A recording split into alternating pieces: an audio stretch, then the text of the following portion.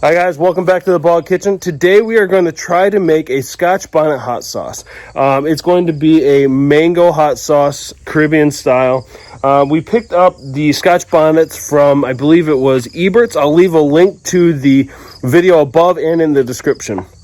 But we went to the Renaissance Fair many years ago, and we had these Bloody Marys there at this little, tucked away little tavern.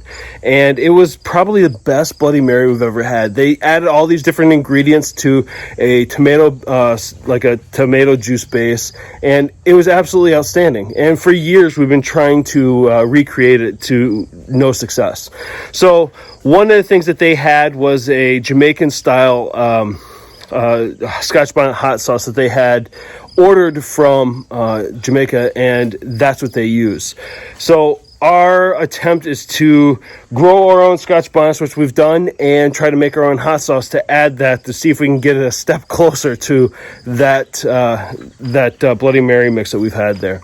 So what we're going to do is we're going to harvest this, and then we will try to recreate it. I will give you a full description and the ingredient list of everything we're using and the quantities. What I have for an ingredients are for the actual recipe is for a smaller amount, and we're going to use all of our Scotch Bonnets that we have that are ripe right now. And in doing that, we will have to increase whatever the actual ratio will be. Once I figure out how many we have, we'll figure out what the ratio is, and we'll update you then. So let's get picking.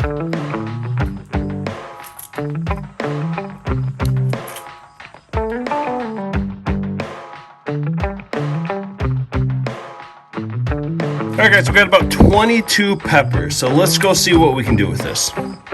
Now for the ingredient list. You're going to need mangoes, the Scotch Bonnets of course, garlic, onions, apple cider vinegar, honey, and for the spices you're going to need ground ginger, ground allspice, and ground cumin.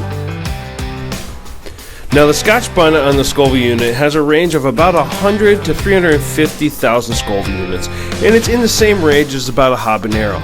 Now I'm going to be wearing gloves just to make sure that I don't accidentally touch my eyes with my bare hands, or when I wash them later I don't miss anything.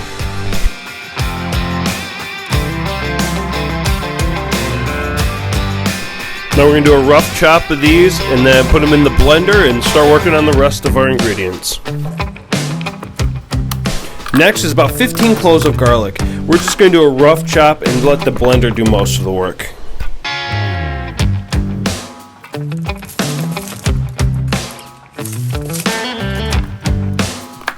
Now add a medium-sized onion and just do a rough chop.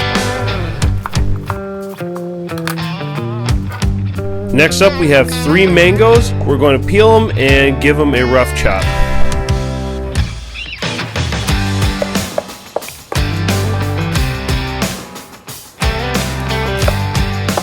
Now for the seasoning, I did about a tablespoon of each. Now for the liquid, it calls for almost 3 cups of liquid, and I'm a little short on the apple cider vinegar, so I got about 2 1/4 cups of apple cider vinegar and then a little bit of water. Lastly, we're going to add about 2 tablespoons of honey, which I roughly estimate to be the rest of this jar.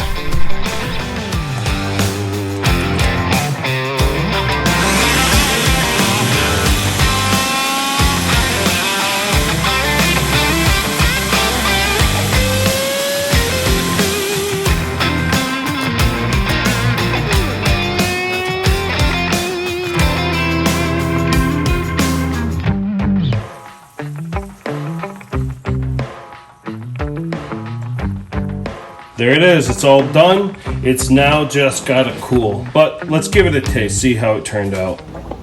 It's good, it's spicy, it's got some sweetness to it. Overall, I think it's a success. It turned out real well, really easy to make. I hope everybody enjoyed it. Give it a try.